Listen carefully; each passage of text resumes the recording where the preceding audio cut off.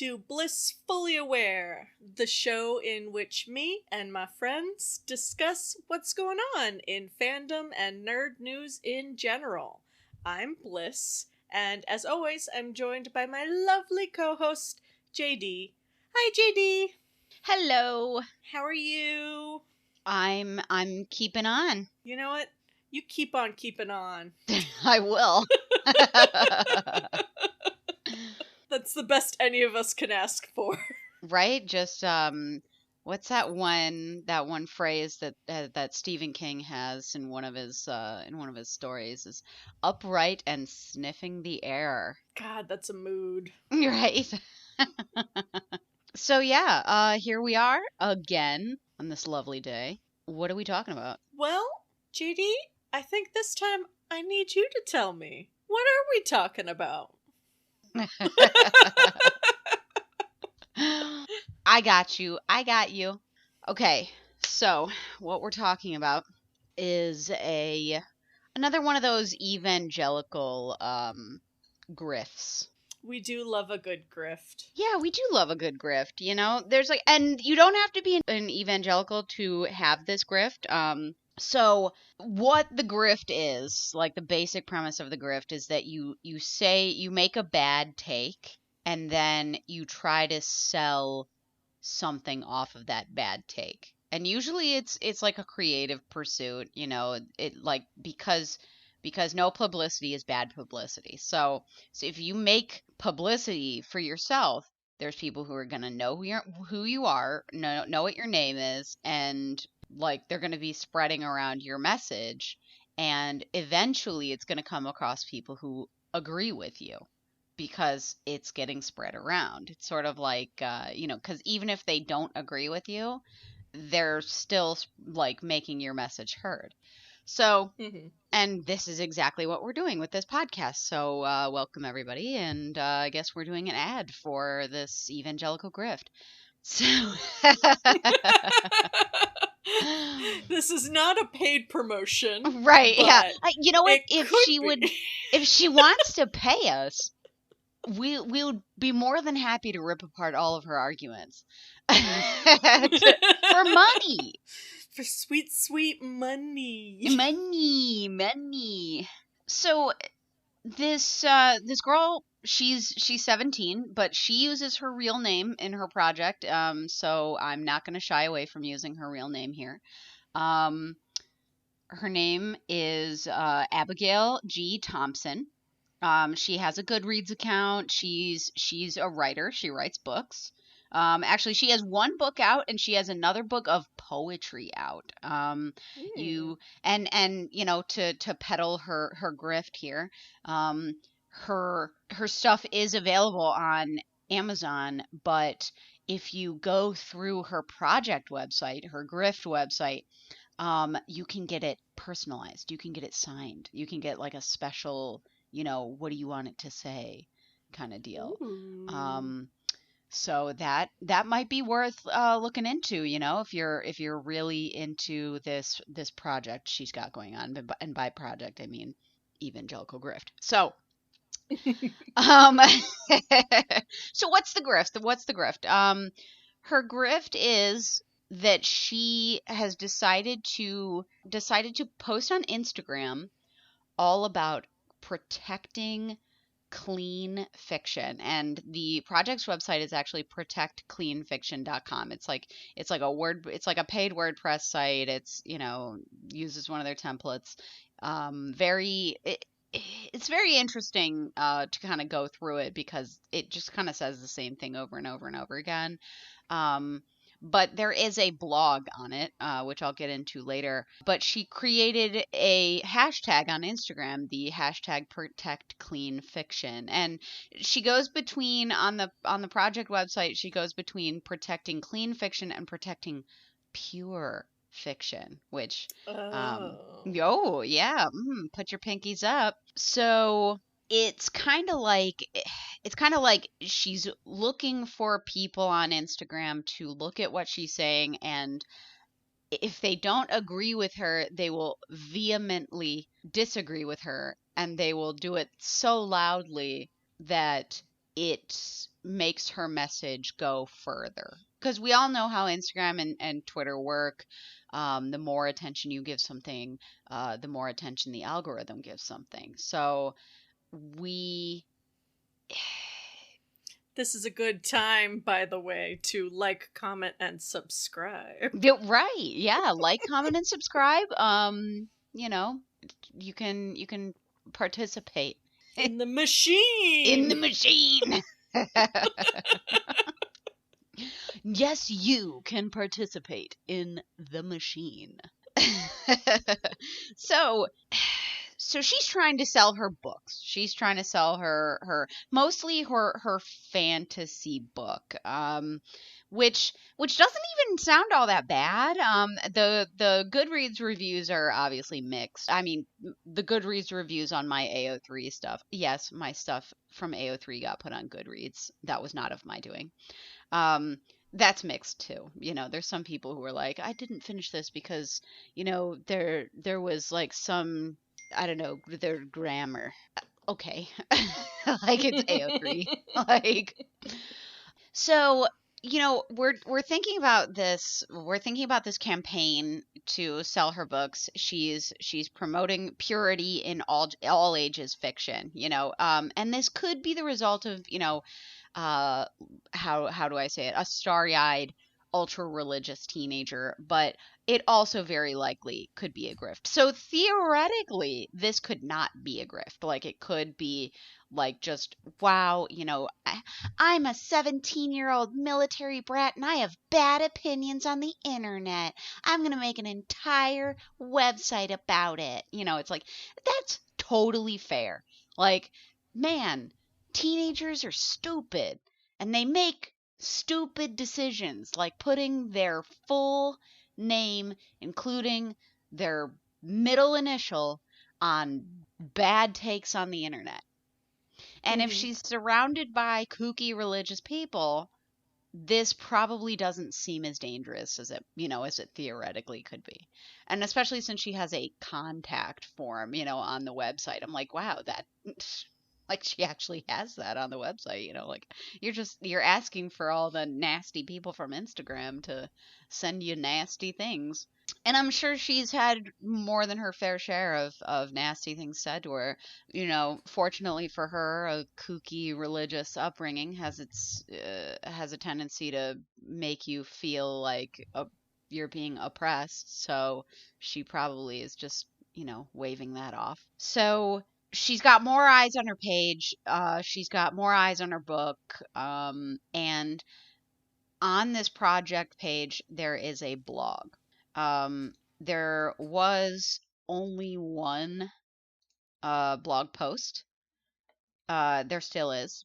And my favorite thing about the blog posts is that even though she only has one blog post, she has a ranking scale for what level the blog post is, like if you should read it or not. And let's be fair here. She is typing on this blog, she's writing on here with the intent of focusing on small children. And by small, I mean probably 12 and up. So, and 12 is pretty young. So, yeah, you know, and she could be talking to 12 and under. Because number one, the post scale is 1, 2, and 3. Number one is anyone can read these stories, her blog posts, and can be shared with friends and with family to educate and serve as a great conversation starter. It is mostly there to educate. 2 is discusses heavier topics that may lead to some discomfort. Be careful a younger audience. Okay, it says be careful a younger doesn't audience, but it's be careful a younger audience doesn't read. And then it says 0 through 12. So theoretically, she is of the opinion that her mild posts could be directed toward children under 12. Now, there's no such thing as a mild post on there right now. Her only post is under number 2. And if they do, it's under the supervision of a parent/guardian. Great to stay informed on why we fight the sexualization of literature. And it's interesting that she uses the word fight. There's a couple times on the website that she uses the word fight because when she faced backlash on Instagram for this, her response was that she's not trying to change the way people write fiction. She's not trying to change the way anybody interacts with fiction. She's just trying to uh, preserve and encourage clean fiction. But this is literally fighting against the sexualization of literature. So she kind of contradicts herself there, where, when she was facing a little bit of backlash, she was like, no, this isn't what you guys think it is. But on the website itself, it clearly is what they think it is. It's her talking about why no one should be doing this. Right. And number 3, she doesn't have any posts under number 3, are gut-wrenching posts that should be read with caution and content warnings.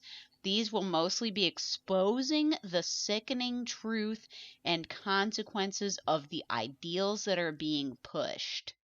Okay, and pushed by whom exactly would be my question. Because are we going to have some crazy, weird, anti-Semitic crap in there? Like, is this like a lizard person conspiracy? I would really, really, really love to know. I really need another blog post, Abigail. Yeah, I want more context. Yeah, I don't know. Content. Stop writing your weird fantasy pure fiction and write some blog posts, Abigail. I'm not gonna make fun of the about section because it literally has her face on it. She's so cute. She's such a cute little author. I feel bad for her because I feel like she's in a cult and she doesn't know it. And this is why I have to say to anybody, do not send her nasty shit. Don't do it. Like, first of all, like, I know she's almost 18. She might even be 18 by the time this plays. I don't know what her birthday is, but don't send her this crap. Anybody can fall for a cult, and it's very clear that she grew up, in under the influence of this belief system. So don't send her nasty crap. Like, that's not cool. That's not kosher. But I will make fun of the blog. So naturally, she has this this blog post that is smut in YA novels bad.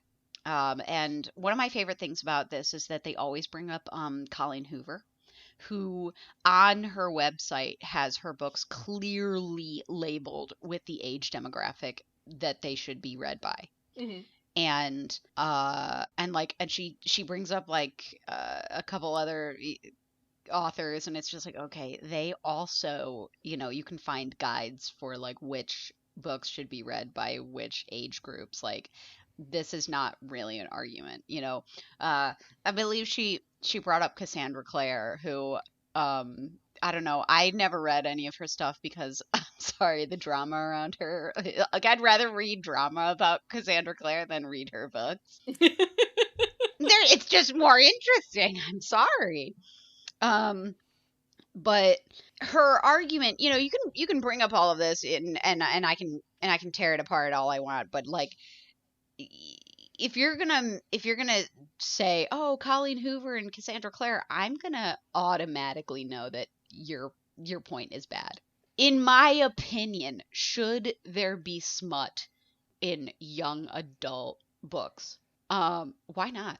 I say why not? Gosh, I'm so sorry, Dad, if you ever, listen to this podcast, but I was in your penthouse letters stash at age 11. Yeah, okay, here's the deal.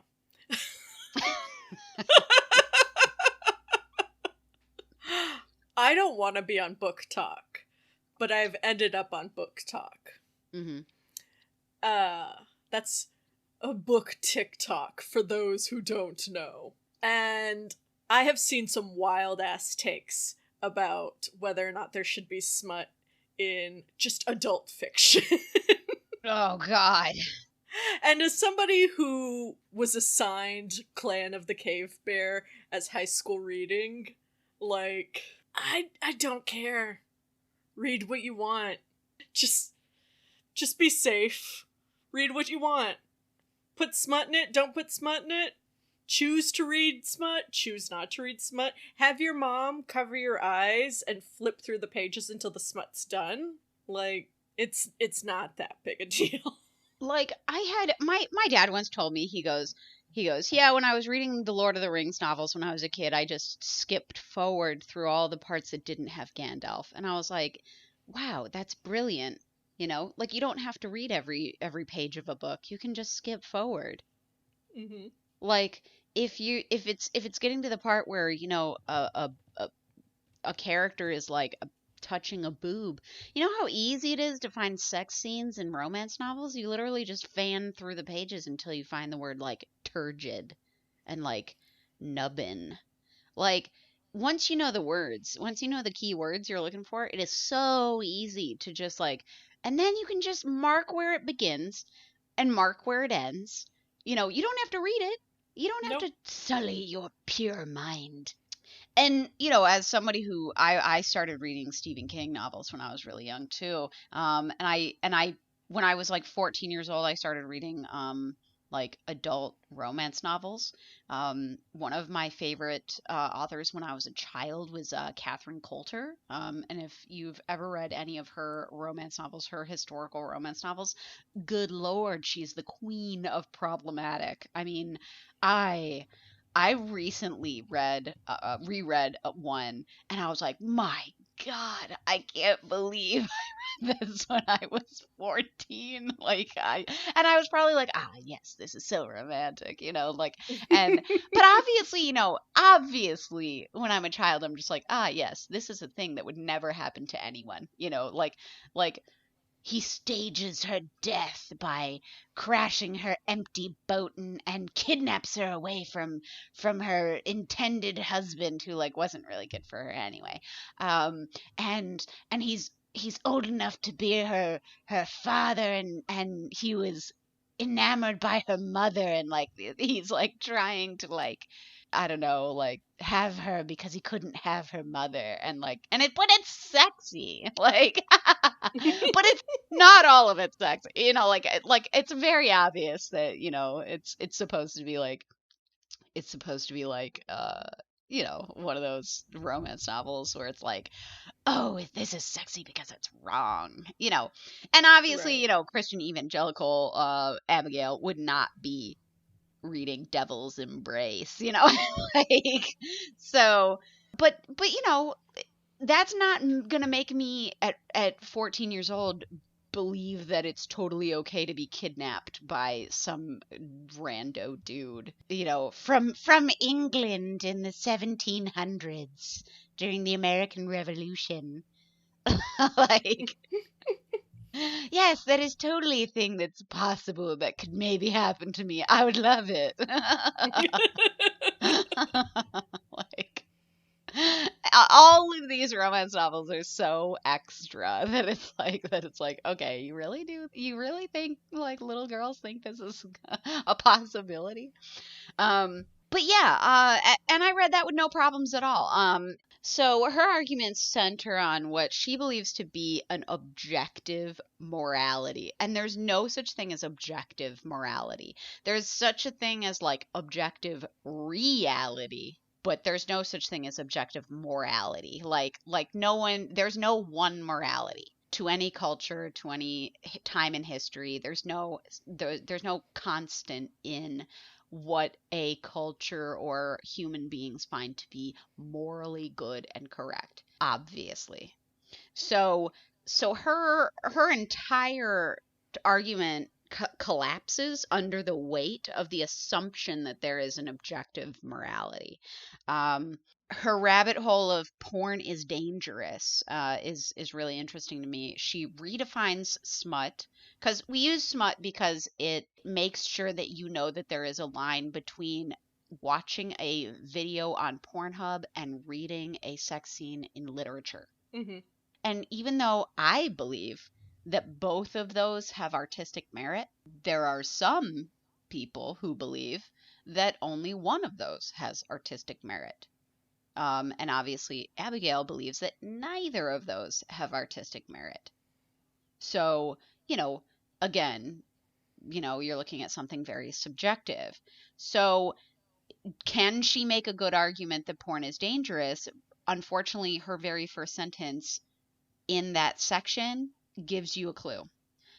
Quote, the reading or viewing of porn causes your brain to release a surge of dopamine, which overstimulates your brain and goes beyond normal pleasure activation levels, end quote. Normal is doing a whole lot of heavy lifting here. Yeah. What's normal, Abigail? Abigail, what is normal? Like, you have to define the normal before you can go into what is abnormal. And then you have to talk about what's normal for the average human versus all of the outliers, so you can be anywhere on this scale, but you can't just make that statement like, oh, this is abnormal.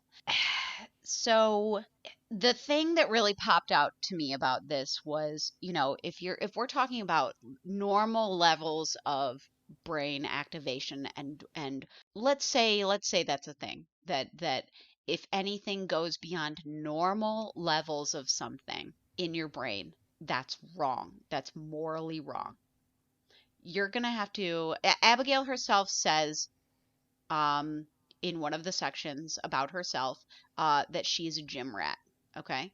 So theoretically, she likes to run. What does she think about the abnormal elevation of certain chemicals in the brain that we call a runner's high? Is running the same as pornography? I don't know, Abigail. Is it? Is it?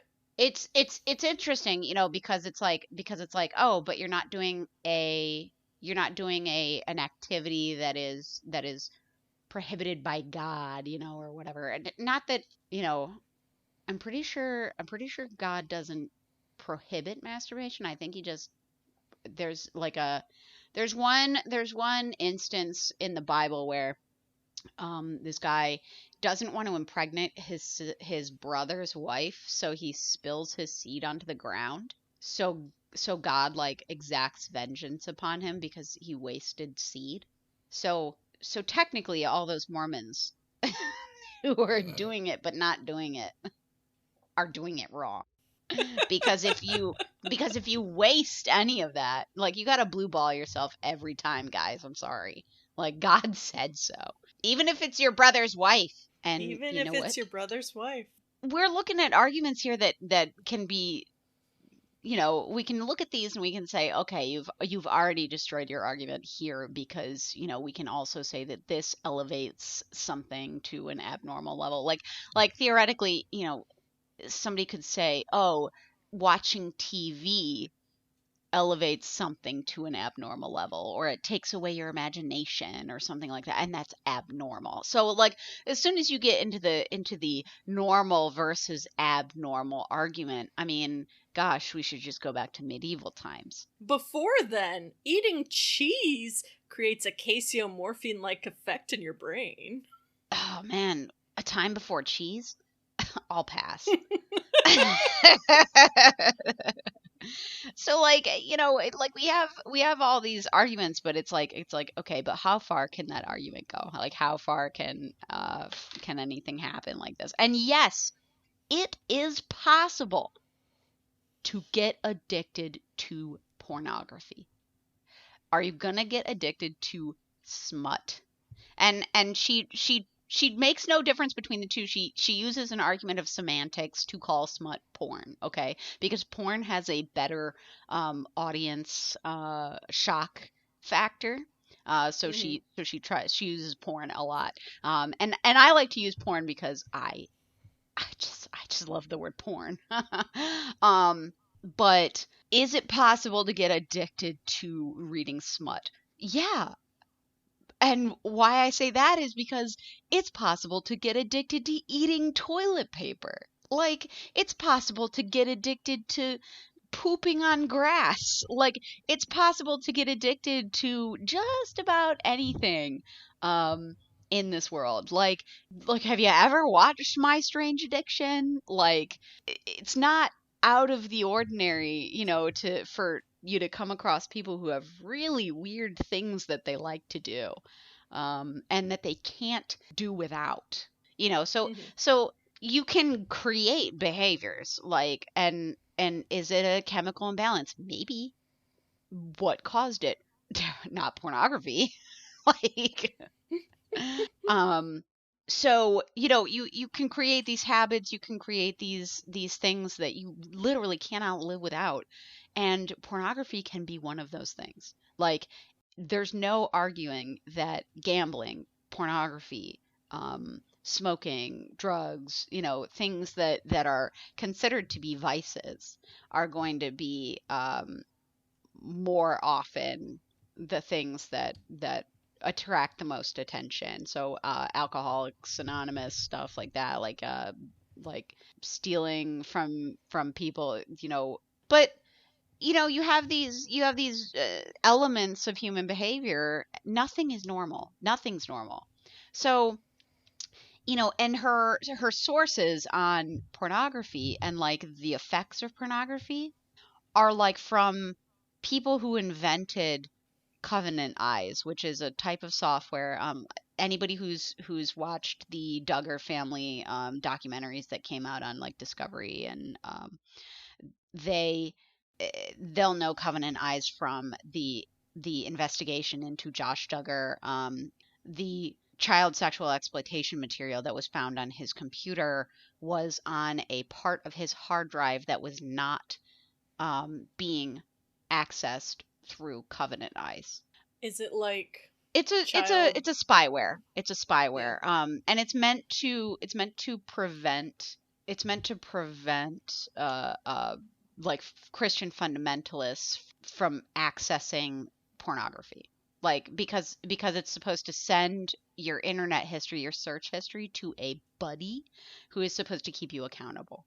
So it's kind of like a soft way of keeping evangelicals accountable um for what they're looking at on the internet. So your buddy would like contact you and say, "Hey, I saw that you were on, fursuit yif site number 666, like, maybe don't do that." Which, for as much as we hear from Christian fundies, like ex-Christian fundies, about how abusive their systems were, they sure take a soft approach on like sex crimes and what they Yeah. consider to be sex crimes. Well, it's relative.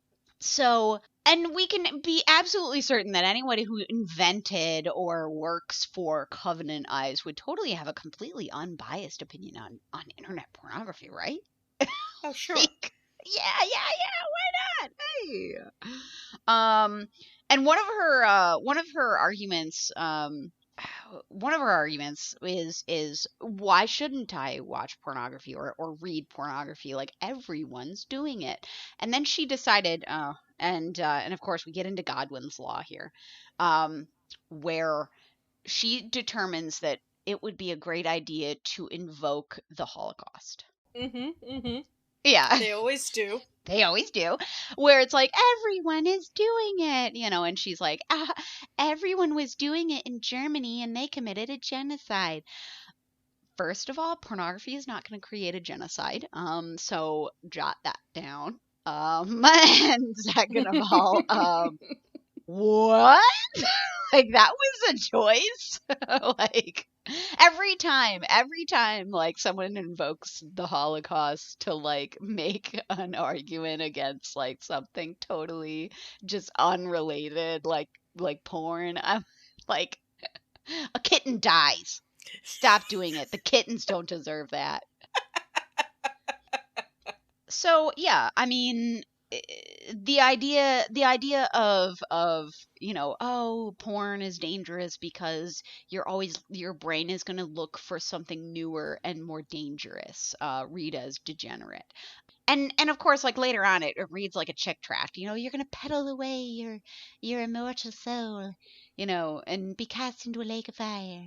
It's very telling that she's like, your priorities should be about marriage and family.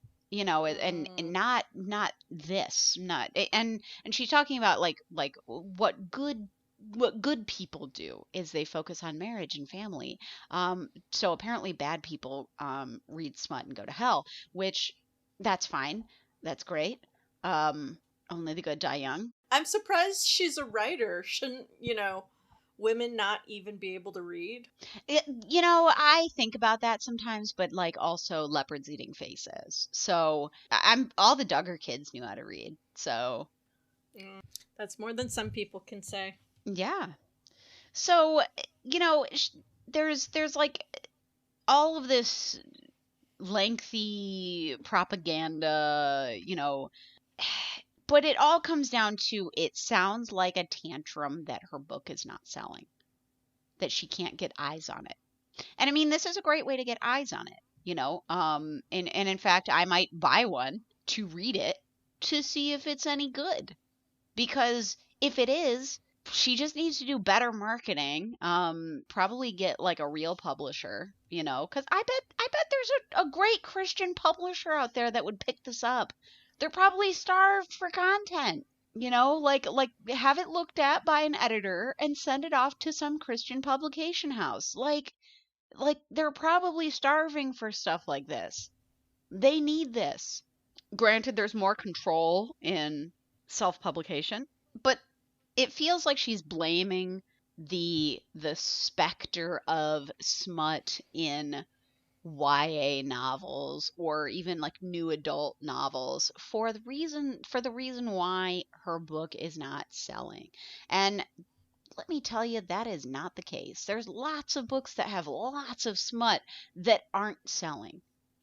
And that's just because they don't have a following on, book talk. And in fact, there's a lot of books on book talk that do have a following, a really great following, and the book sucks. Mm-hmm. And there's a lot of people out there who write amazing works and then just put it out for free on AO3.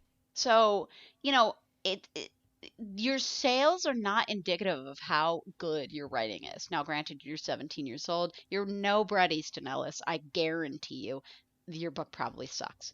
But it probably doesn't suck that bad. You know what I mean? Like, like it can't suck that bad, can it?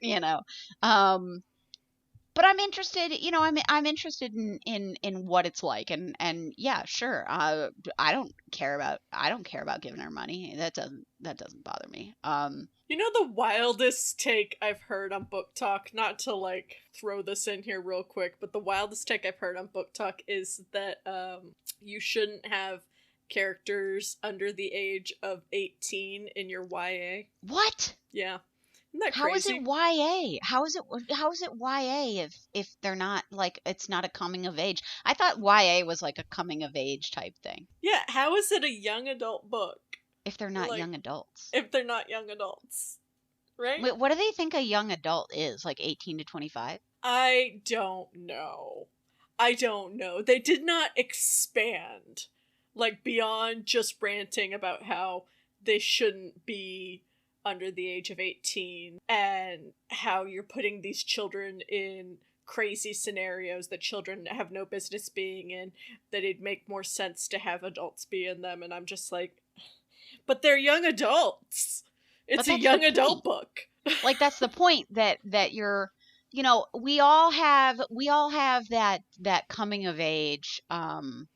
It's a very interesting point in a human life is when you have all those crazy emotions going on, your hormones are going nuts, you're like just out of puberty, you're you're supposed to be figuring out how life works, and then all of a sudden the world, the author, throws something absolutely freaking crazy at you.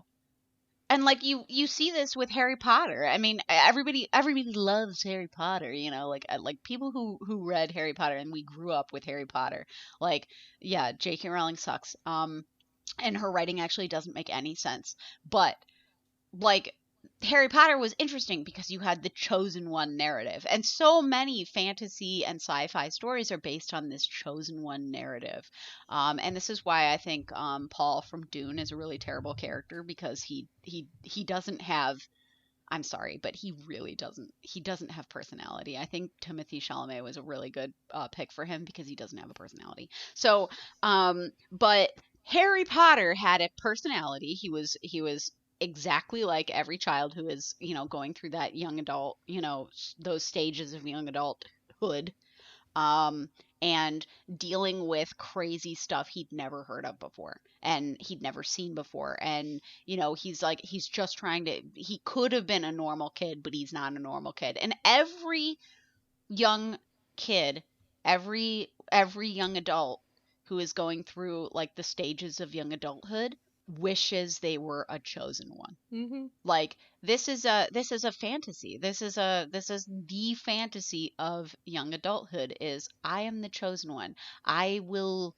I will rise above, my station. I will be someone that others can look up to. I will be special. I will be unique. Because you're going into this world that doesn't treat you like you're special. You've spent your entire childhood being told you can be whatever you want. You're so special. You're mommy's special little child. And your world opens up into this totally uncaring, and unsympathetic, just bullshit existence where you are your driver's license number. And the only thing the government cares about from you is your taxes. Mm-hmm. Like, yeah, that sucks. Like, wouldn't it be great to be exempt from that? And in the middle of all of that young adult nastiness, you're trying to figure out, not just your body, but how you feel about others' bodies. Like, of course there's going to be smut. Abigail. Yeah, of course there's going to be smut. Of course there's going to be fumbling and, in the back storage room of the spaceship you just got sucked into. Like of course there's going to be that interest in, a gender type deal. Like, this isn't, just because you're the chosen one doesn't mean it negates all of the other awkward, weird things that happen when you're a young adult, when you're a teenager. Because we're looking at what ages like 15 to like 20. Mm-hmm. Of course you're going to be figuring stuff out. That doesn't, the fact that you're now somehow some, chosen one who's been whisked off to planet Blue Haha, you know, doesn't negate the fact that, hey, there's a pretty girl over there, and I'm a horny teenager. Like, we can't all be asexual, Abigail. I mean, I am, but yeah, just fade to black. Like it's not that hard, just, or have them kiss, just have them like a little, or like hold hands or something. I don't know. Like, allegedly her books have romance in them, so there must be like some hand holding or something. Meaningful eye fucking. This is why I want to kind of go through her book and read it and see like what's in here. Like, what does she believe in her mind is acceptable versus what isn't acceptable? Like, is it okay to suggest that there might have been some spice, or is everybody just meant to be some sexless blob? you know but this is the blog post itself. I take issue with, because you're introducing shame to creatives, to teenagers who are probably thinking about writing their own books. They're like, wow, I have all these characters in my head, and I want to write, fan fiction, or I want to write original fiction, and they're thinking, oh, maybe I should put smut in it. Because like when I was 16, I wrote wrote a couple novel length things, and there was some sex scenes in it, but like they weren't like the sex scenes I write now. Like Right. they were very like let me just tell you, the books that I wrote when I was 16 are bad. Like all the adults in my life were like, these are so good, and I'm just like now I'm just like, I don't want to read those ever. Like I don't remember like what the writing is like, but I'm so afraid to pick them up again. Um, but I wrote some sex scenes in there. Why not? They were things that I, as a teenager, thought about. Like, and gosh, Abigail, I didn't do it. I didn't go do the things in the book. Like there's a lot of women out there who write and read smut who are still virgins, and that's totally okay. And you know what? Some of them don't want to not be. Right. So they're not out there doing it. Like, so her arguments that oh, you're going to escalate. You're going to escalate. You're going to escalate. You're going to escalate. I highly doubt this virgin woman who is totally fine with living on her own with her, with her dog and her, her platonic life partner. I highly doubt that she's going to be peeping into windows, like just because she read some smut on the internet. We can't treat everyday people as if they are sex pests. We have these shows that are like Criminal Minds, where it's like, oh yes, the unsub is going to escalate. He shows signs of escalation. Those are criminals. 40-year-old women who read smut on the internet are not criminals. They are not going to start peeping through windows. They're not going to start committing sex crimes. Like, they're probably just going to be reading soft, sweet, adorable, kinky porn on the internet until they're in their 80s, 90s, forever, until they're dead. Like, that's the limit of it. That's the goal. Yeah, that's the goal. I don't understand why Abigail believes, and these evangelical cults believe that it is inevitable that you will go down some crazy path of escalation. I don't know. It just, you're utilizing shame in order to stop children from, and she is targeting children with this, like, because this blog post is, her age group that she's rating this for is 12 and up. So she is specifically targeting children with this rhetoric, and that's an agenda. And what, does she think that other people are pushing some other agenda on 12-year-olds? Because Colleen Hoover's books are clearly labeled for the ages that they're recommended for, and they don't have an agenda. They're fiction. Like, some fiction clearly does have an agenda, but Colleen Hoover's does not. Could you imagine Colleen Hoover, fingers steepled together in a darkened room? Ah, yes, my agenda.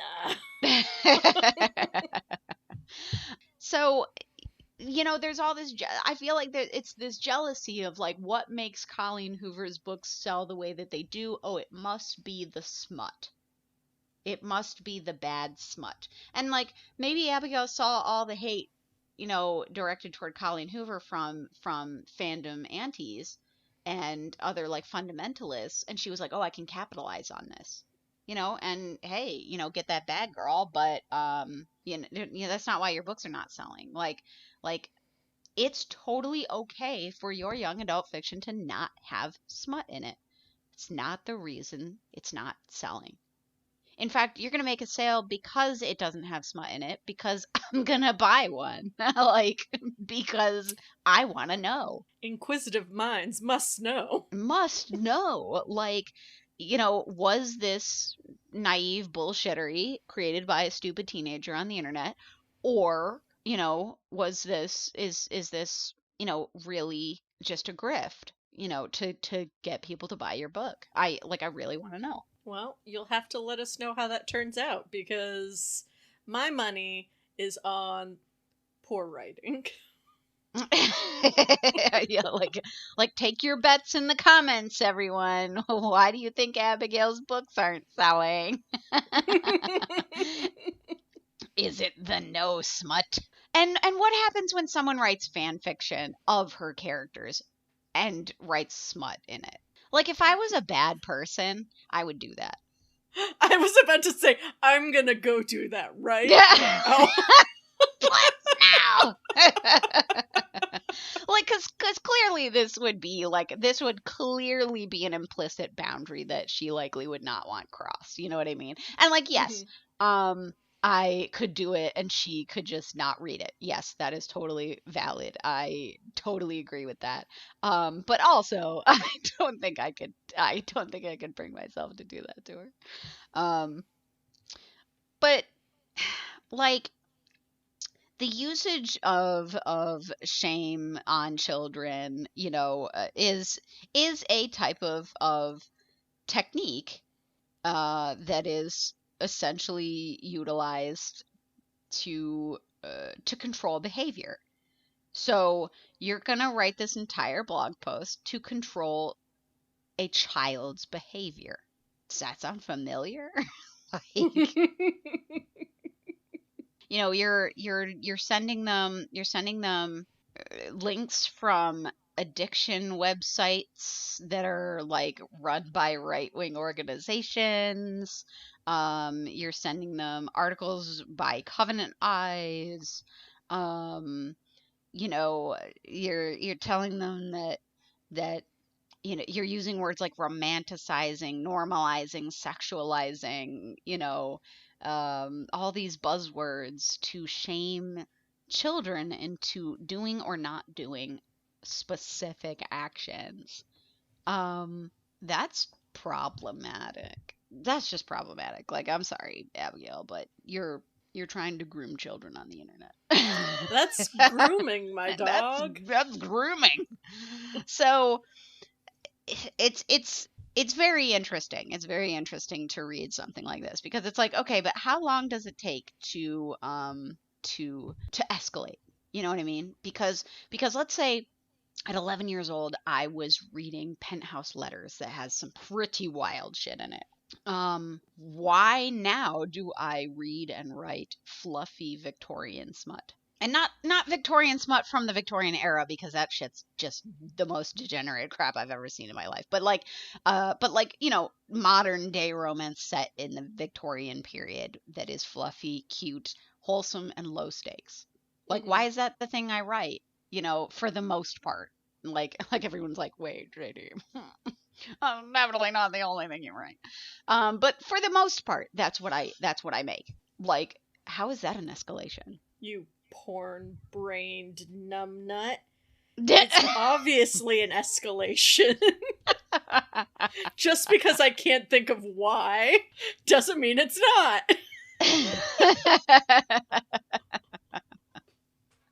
And yeah, I've written some weird stuff. I have a Dracula Jonathan fanfic that's got some blood play in it. I've got some. I did some foot fetish in the one Omegaverse fic. I write Omegaverse. Is that what she means? Is the escalation the Omegaverse? Is that? It's so immoral. It's so low stakes and it portrays healthy relationship, but it's still immoral because their penis has a knot. It's like a dog penis. I wonder what Abigail feels about LGBTQ issues. Oh, JD. I gotta be honest, because what I recently read this adorable lesbian romance novel, very low stakes, very wholesome. It's by Ashley Herring Blake. It's called Delilah Green Doesn't Care. And and it's part of a series. It's part of this really. I hear that it's part of a really cute lesbian series. The next one has to be really good because I read the little blurb in the back and like I'm already in love with it. But it's low stakes. It's wholesome. There's absolutely nothing in it that is toxic or strange or weird. The smut is spicy, but not too spicy. Like it's spicy, but it's not like kinky.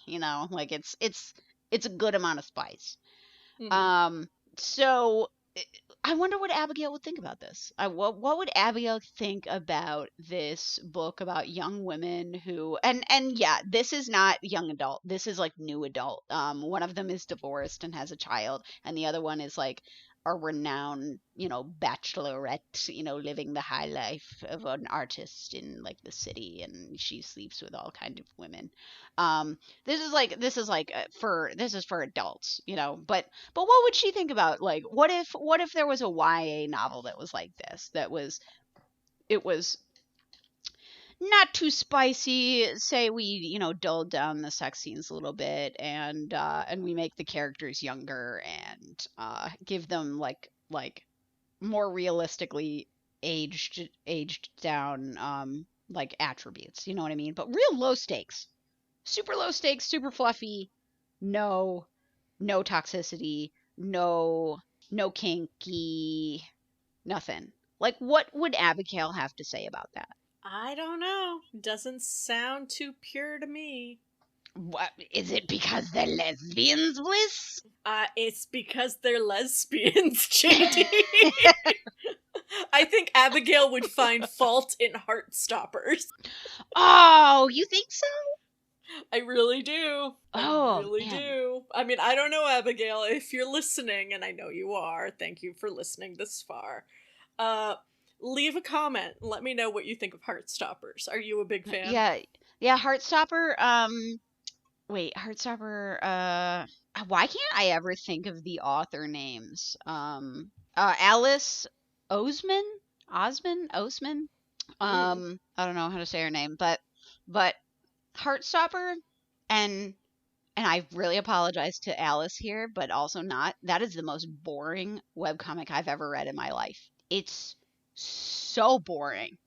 It is like the antithesis of like killing stalking. Okay, so like everything. So like if there was a spectrum of like degenerate and interesting versus let's say one of those squares, like where it's like this quadrant is interesting, this quadrant is uninteresting, and then there's like the other half. It's like you have to plot on the graph: interesting, not interesting, degenerate, and wholesome. Like they are diametrically opposed. Mm-hmm. Like they are on two separate ends of this spectrum.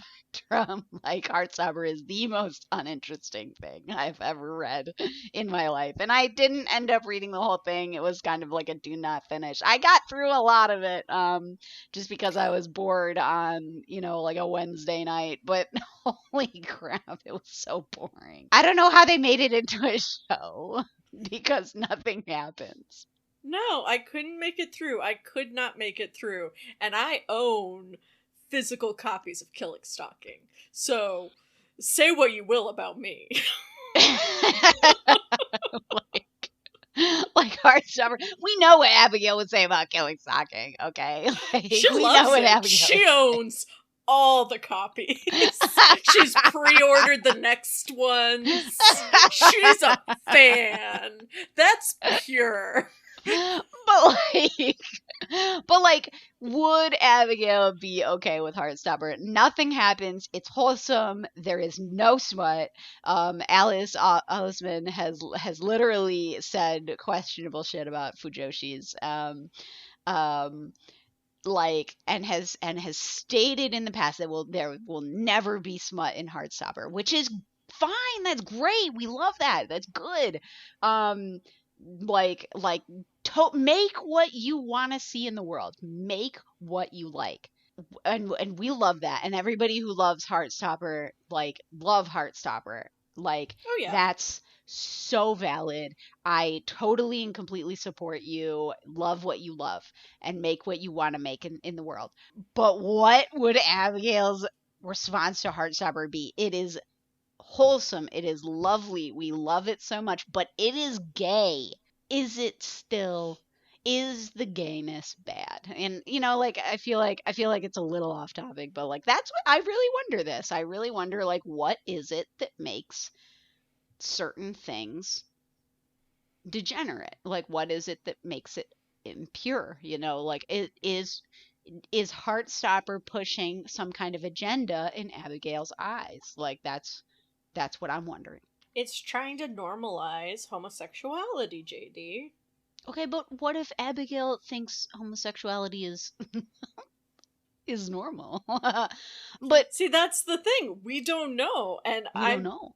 I genuinely would be interested because All this talk about normal versus abnormal, there's no objective morality and there's no objective normality. So, Abigail, you can't tell me that something is normal or abnormal because it's not objective.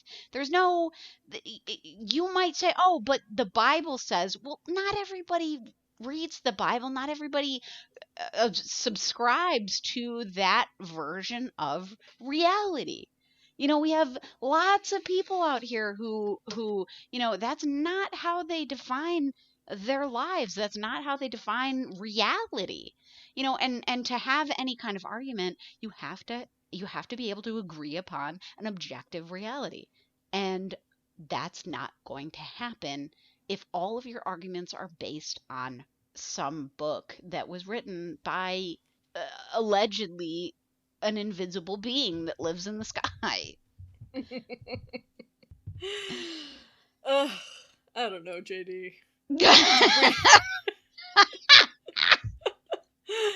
Did we talk about the thing? We talked about the thing. Good. Okay. Abigail, thanks for listening. Let us know, like I said in the comments, what you think about Heartstopper, and we'll let you know what we think about your book. In the meantime, JD, do you have a happy? Do I have a happy? Yeah, I do have a happy. So this past week I took Mochi to the vet. And she has doubled her weight, so she is about 5 pounds. She's 4.88 pounds, which like I noticed that she was bigger than she was when I picked her up, for the first time, but she can still step on my boob without it hurting, so like she can't be that heavy, right? But yeah, she pretty much got a clean bill of health. She's got like a gastrointestinal bug that we're clearing up with some meds, but she got her rabies vaccine, so we are all clear to get settled up with the county, and it'll all be good. She's so cute. She is doing amazingly. Aww, good. Good old Mochi. And for anybody who is just tuning in, Mochi is my Pomeranian puppy, and she's adorable. She's so cute. I love her. Do you have a happy? It was my birthday last week. Happy birthday, Bliss. Thank you. I am an old. That's okay though. I'm, I don't know. I'm young at heart. We enjoy the old here. We celebrate the oldness. I can't wait to be 50 so that I can tell more people to piss off. And I think every woman should celebrate her age appropriately, and that is by telling more people to piss off with every year. See, that's basically what I did. I had a photo shoot for my birthday and just drank champagne all day, and I'm so then jealous. Towards the end of the day, champagne and weed. That was my day. Nice. That was a good day then. See? That was great.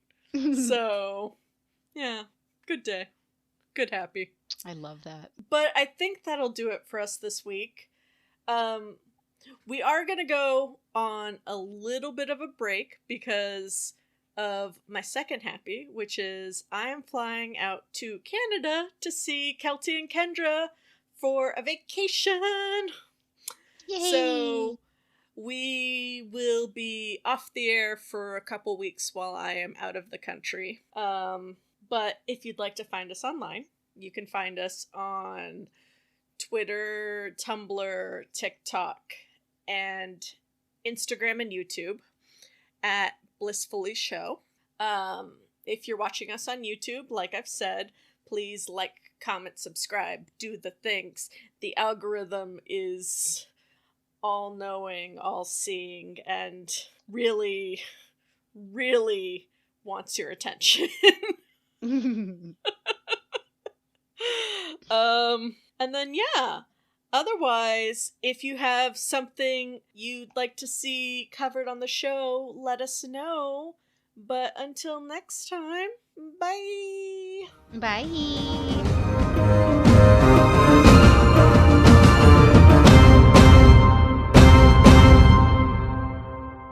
You should be barefoot and pregnant already making sandwiches in the kitchen.